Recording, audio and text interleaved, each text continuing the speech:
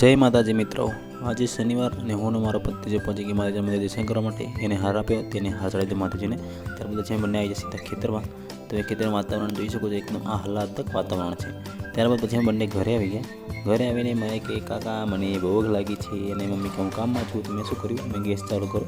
Gas ચાલુ કર્યા બાદ જે પાપડી તરવાની હતી, તેલ ગરમ થઈ ગયું, પાપડી નાખી દીધી. ધીરે ધીરે તરવા લાગી. પાપડી તરાઈ ગઈ પછી અમે જોઈ શકો છો, આ મમ્મી અલગ અલગ કર્યા પછી મને હવે તારી પછી મને ખાલી પછી પાછળ જવાનું હતું મારે. મરણ પ્રસંગ ત્યાં ગયો.